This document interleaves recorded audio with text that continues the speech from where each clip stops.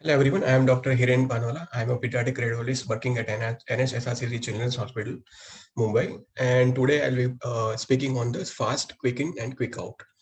So what do we mean by fast? Fast means focused abdominal sonography in trauma. And the indications of the fast includes any acute, blunt or penetrating trauma. And it can be useful in the pregnancy or pediatric age group to assess the injury. It can also will be useful in subacute to chronic cases of trauma with unexplained hypotension. So the goal is here to identify a fluid in a location where it should not normally belong and to detect any visceral injury. There are no absolute contraindication of the fast, but fast should not delay any resuscitative efforts for the patients. What we are trying to answer by doing fast. So by doing fast, we are trying to detect any intraperitoneal fluid or hemorrhage, any visceral injury, or in the pleura, we are able to detect any pleural fluid or hemothorax. And in the pericardial cavity, we are trying to assess the effusion or hemorrhage. So something regarding the concept of the free fluid. So free fluid on ultrasound, it appears jet black and it accumulates at the areas of injury initially and then overflows into the dependent areas that we'll be seeing in the subsequent slides. So these are the dependent areas of the peritoneum in which the free fluid will accumulate over time. So this is the area of Morrison pouch in the hepatorenal space. That is the splenorenal recess. These 3 and 6 are the paracolloid gutters, which are the rivers which from which the upper abdominal fluid can go into the pelvis. This is the paravesical space indicated by 7 number, and 4 and 5 are the right and left infra-mesocolic space in which the free fluid can accumulate. So how to do a fast? So fast can be done by this kind of 4 standard views. The first view is the right upper quadrant view, which is also known as the perihepatic or Morrison pouch or a right flank view. The second view is the left upper quadrant or the left flank pouch. The third view is the pericardial view, which is also known as the subcostal or the subxiphoid view. And the fourth is the suprapubic view, that is also known as the pelvic view, and the which is used to assess the pouch of Douglas or rectouterine or rectovesical space. So we should always use low frequency probe, this curvilinear or sectoral, which 3 to 5 megahertz frequency, so to detect the deeper structures, which is very useful for the abdominal evaluation. However, in small child, we can use the superficial probe because the depth is less in the smaller children, less than 2 years. And the superficial probe also useful to detect any pneumothorax as well as the assessment of the pleural fluid. So how we do the right upper quadrant exam? The right upper quadrant exam start with we are putting the probe mid coronal plane perpendicular, and it will be just posterior to the mid X-ray line between the 8 to 11 ribs, and the probe will be facing towards the patient's head or the opposite shoulder, and we are assessing the hepatorenal space or the Morrison's pouch here. The same view can be used to assess the supradiaphragmatic thoracic region as well as the right paracolic gutter as well. So this is the image showing the USG image and the schematic diagram in which we from anterior to posterior we'll be able to see the subcutaneous layer as a hyperechoic thing, then this kind of mixed echogenicity abdominal layer, which will be followed by liver in the right upper quadrant as a main organ, and posterior to the liver we'll be able to see this kind of bean or reniform shaped kidney. We will be also able to see this kind of thick echogenic line superior to the liver, that is the diaphragm, which is separating the thoracic cavity from the peritoneal cavity, and the lung will be seen as a mirror imaging artifact of the liver, and that is the normal anatomy how we see on USC. The bowel gas will be echogenic, and it will have this kind of posterior echoing shadowing at the other end of the probe near the lower part. So here is the demo of the right upper quadrant view, side to side, where we are seeing the liver, that is the diaphragm, and that is the kidney. This is the hepatorenal or the Morrison's pouch without any fluid in it. So that's how the upper quadrant view will look like. And this is the positive fast scan, which is showing that anechoic black color perihepatic fluid, which is large in amount, and one should not be, one can easily identify this kind of larger fluid without any difficulty. The problem lies whenever there is minimal fluid. For example, here very sliver of minimal fluid is seen in the Morrison pouch and some amount of fluid in the inferior wall of the liver. So this area we should be carefully seeing, and because these are the most dependent area and we should not miss any free fluid in this. There are some false positives, right upper quadrant examples, case scenario. For example, sometimes the gallbladder will be contained as a false positive, or sometimes fluid filled bowel loops will be contained as a false positive. But we should see carefully the wall layer nicely, and it will be confined with this kind of well-defined wall containing area that can differentiate from the free fluid. So moving on to the left upper quadrant examination. So upper quadrant examination, the probe is put in the mid corner on the left side and in the posterior axillary line between the 6 to 9 ribs. And the angle should be facing towards the head or the opposite shoulder. And it is used to define the splenorenal interface or the like supradiaphragmatic as well as the left parabolic gutter, as we have seen on the right side. So these are the images of the longitudinal view when we do this kind of upper quadrant examination, starting from superficial subcutaneous tissue as well as the muscle layer. Then followed by we'll be seeing spleen as a structure which will be closer towards the one end of the probe near the diaphragm. And here also we'll be seeing the thick echogenic diaphragm as well as the mirror imaging artifact caused by the spleen. And we'll be seeing the kidney just inferior and posterior to the spleen, and that is the normal perinephric fat which will be seen as a echogenic lining surrounding the kidney. So this is the cine loop showing the left upper quadrant examination, the diaphragm. This is the spleen, that is the kidney, and the perinephric space surrounding the kidney, and that is the splenorenal recess. This is the normal examination, how it looked like. Then moving on to the pathology. So here is the example of a moderate amount of the fluid in the perisplenic space. So there should be approximately 400 to 500 ml of cc should be there in the upper abdomen in the perisplenic or periperic space, so that we can see the fluid cap positively. And Trendelenburg position helps in evaluating the perihepatic and perisplenic space. Sometimes the fluid will be very minimal and we have to be careful at seeing at the polar region. Like for example, this is the lower pole which is showing minimal fluid near the lower pole of the spleen, which can be easily missed. There are certain pitfalls in assessing left upper quadrant as well. Whenever the stomach is filled with this kind of fluid and the heterogeneous food contents, then can mimic like a collection. And sometimes exophenic cyst also can mimic like a the splenorenal collection, so that we should be careful. Moving on to the pelvis exam, the probe is kept in the midline lower pelvis, just 2 centimeter proximal to the symphysis pubis. It can be scanned this kind of transverse or longitudinal or sagittal way, and it is used to assess the bladder, uterus, and the prostates in male, and also used to assess the potential spaces like pouch of Douglas and the rectovesical space. These are the schematic diagram of the recto-uterine as well as rectovesical pouch, as where the fluid can accumulate, and these are the area we should be looking for in fast examination.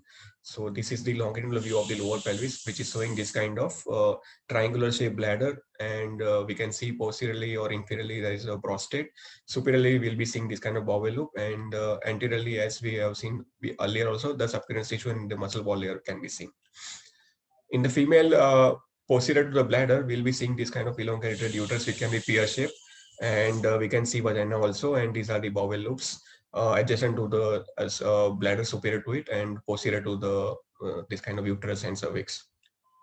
This is the example of cine loop of the pelvic examination, in which we are seeing this kind of bowel loop fluid field, and that is the bladder. The advantage of using bladder with partial distension or at least full distension, that we can assess the minimal free fluid also. For example, in this case, we are able to assess minimal amount of the free fluid which is coming at the end of the scan here. So this can be easily assessed with the partially distended bladder. And pelvic free fluid can be detected easily whenever there is more than 100 cc of scan, and physiological amount of fluid will be there around 50 cc in the reproductive age of the female, that we have to take into account. These are the few positive example of the pelvis. Here we can see that free fluid surrounding the uterus, as well as the fluid-filled distended bowel loops. And here we can see that the fluid also is seen between the uterus and the rectum in the pouch of Douglas, and it has caused this kind of echo, so that is indicative of blood or hemorrhage within the pouch of Douglas. These are the example in which the fluid can be asymmetrical, and it can be seen on the one side of the bladder, as we can see here. And we should be very careful and differentiate from the bowel gas with free nature and without any well-defined wall surrounding it. Sub-xiphoid exam, here we put the probe just below the xiphoid process, and there has to be 15 degree of shallow angulation, and we can use liver as an acoustic shadow. And this is the area we are trying to concentrate when we are doing the sub-xiphoid or the subpericardal view. And when we do USG anatomy, then we can see that this is the representative images, in which the anterior structure will be the liver, which will be followed by this kind of 4 cardiac chambers, and it is lined by this is the pericardium, which is lined shown here as a thick echogenic line, and that separates the liver from the cardiac chambers. On either side, we will be able to see this kind of lung shadows. So here is the live demo of the subcostal or subxiphoid view, in which we are seeing this kind of four cardiac chambers, as well as we are seeing anteriorly the liver, and on either side we are seeing this kind of bowel gas shadows.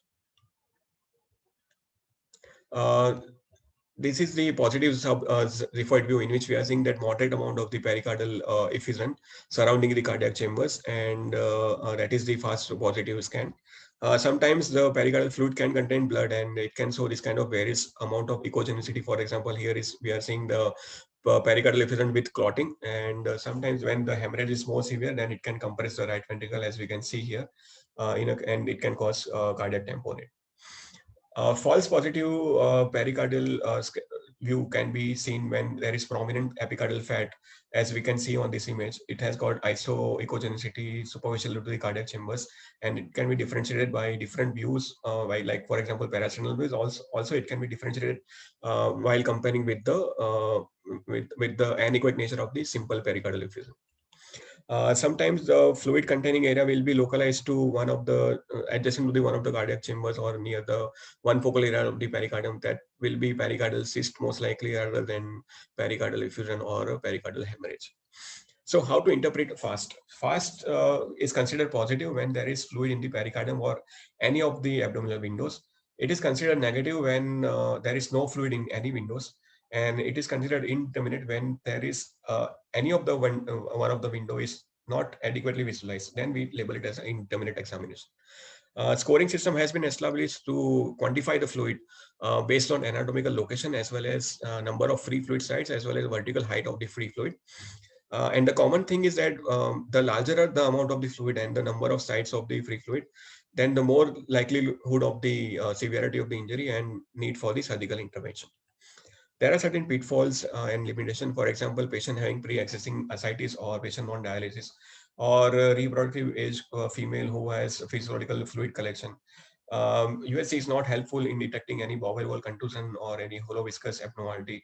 And there are limitations of the USG. For example, it has not much role in excessive bowel gases, or patient having subcutaneous emphysema, or patient who are obese. Sometimes echogenic clot, also chronic echogenic clot, can be mistaken as a fat, and it can be missed. There are a few other more false positive fast examples. For example, patient having VP shunt, or if we do massive intravascular volume resuscitation, then we can have ascites. Sometimes the cyst rupture can give you rise to this kind of free fluids. So you have to take into consideration of all these false positive fast scans. There are a few extended views of the which has been come up in the recent literature, which also incorporate the examination of the pleural cavity. So, for example, this is the parasternal view, in which we are putting the probe vertically or horizontally in the mid clavicular line, starting from the second or third intercostal space and going down, as we can see here, and it examines each part of the hemithorax anterior pleural cavity, just to look for any pleural effusion or a pneumothorax. The third view also can be used for, this is a subcostal view, which is useful for the assessment of the IVC. For example, patient in the shock, we want to see the intravascular volume status, then we can use this view. So these are the example of how to do the parasternal or the thoracic cavity evaluation, in which this is the longitudinal view and that is the transverse or oblique view. These are the two intercostal space. This area is the intercostal space, and these are the thoracic ribs. And this we can see that gliding motion of the normal lung, and this echogenic line indicates this echogenic line indicates the gliding motion of the pleura. And here is the example of the transverse view, which also shows the normal gliding of the lung. So just to differentiate between the normal gliding and the pneumothorax, here we can see that nice gliding of the parietal pleura. This is the abdominal wall muscle, and this is the subcutaneous space and the skin. In contrary, here we are seeing that in this patient that there is no movement of the gliding of the lung here, and it is represented by this kind of echogenic interrupted lines. And then at the end of this scene loop, you can see that normal gliding of the lung is seen as a lung point and the pneumothorax interface. Like this is the interface between the pneumothorax and the normal gliding lung. So normal gliding lung will have this kind of multiple A lines as well as, and the pneumothorax will not be moving and it will be seen as this kind of echogenic line. So that's the differentiating point. What is spine sign? So whenever there is large amount of fluid in the pleural or thoracic cavity, it allows us to see the posterior structure better. So we'll be able to see the vertebral body in the thoracic spine more better when there is some amount of hemothorax or the pleural effusion. So that is called as spine sign, and it is useful sign to detect any pleural effusion or hemothorax. These are the another example of pleural effusion and underlying lung atelectasis. This I'm not going to detail because it has been covered in the previous talk.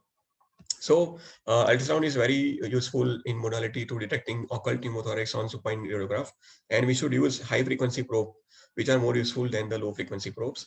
And there are certain situations in which there will be no absence of normal sliding of the lung. For example, atelectasis or COPD, or patient is having esophageal intubation. Those kind of situations we may not be able to have normal sliding of the lung. Uh, a few words regarding the IVC assessment to see the intravascular volume. So IVC can be assessed 2 centimeter from the cavoatrial junction, and there are certain guidelines, expiratory IVC diameter. Based on that, we can assess the central venous pressure as well as the intravascular volume. For example, less than 1.5 centimeter volume says total collapse of the IVC, and depending then we can moderate the intravascular resuscitation.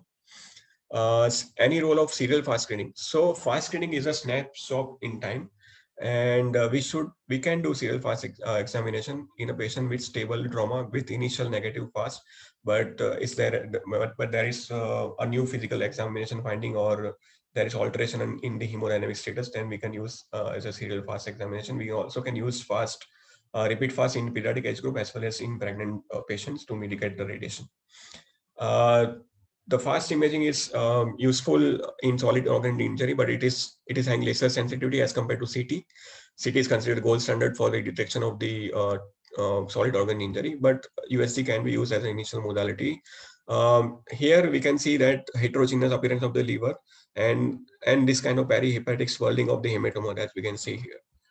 This is another better example of the liver lactation in which we are seeing this kind of echogenic area in the liver that is indicative of liver lactation. This is the example showing the splenic trauma with heteroechoic appearance and this kind of perisplenic hematoma and hyperechoic collection, as we can see here.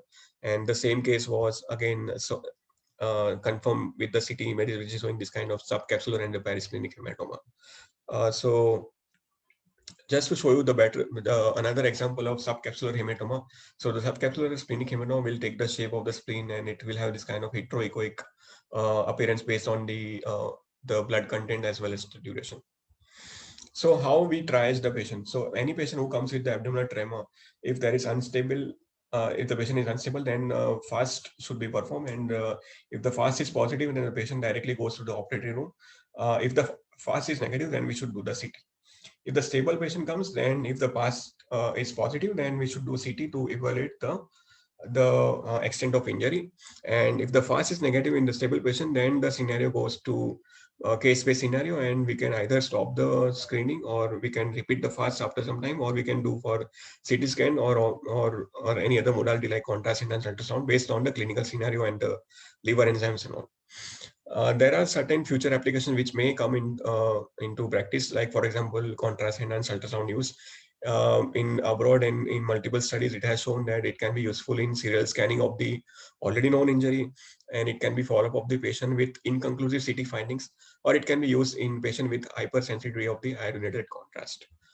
So this is the example of contrast enhanced USG in trauma, in which we are able to see this kind of contrast filling of the spleen, but in between we are seeing this kind of anechoic to hypoechoic clefts. So that is indicative of laceration in the spleen. That's how we can see contrast enhanced images. Fast in pediatric setup. So in pediatric age group, the sensitivity of the fast imaging is less as compared to adult, because child doesn't have that much severe pediatric intra-abdominal injury, and the amount of free fluid which is associated with intra-abdominal injury is less as compared to adult age group, as we can see here. But to increase the sensitivity, the way forward is that we can repeat the scan after 4 hours, or we can use other modality, other clinical scenario, like is there any rise of the liver enzyme, or we can use contrast enhanced USG to look at the or to increase the sensitivity of the fast.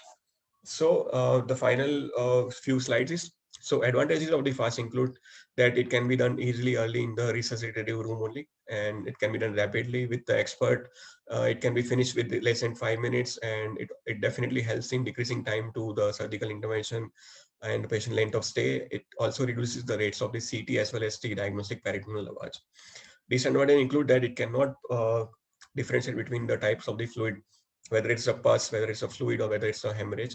It cannot pinpointly say that this is the area of the site, and it has limited evaluation in the early time in the solid organ injury, and it cannot confidently assess the retroperitoneum, and so on. So to conclude, the fast and the extended fast, they are widely available and they can be performed quickly in the real time. And it can definitely find free fluid in the peritoneal cavity as well as in the thoracic cavity, as well as it can detect pneumothorax. And a negative fast, it does not include exclude injury. This is very important, and it should not be taken to help in clinical decision making. And there are some limitation of the fast that one should be aware about. And to do serial fast imaging or CT, that will be case based and based on the hemodynamic status. So these are my references, and thank you for listening.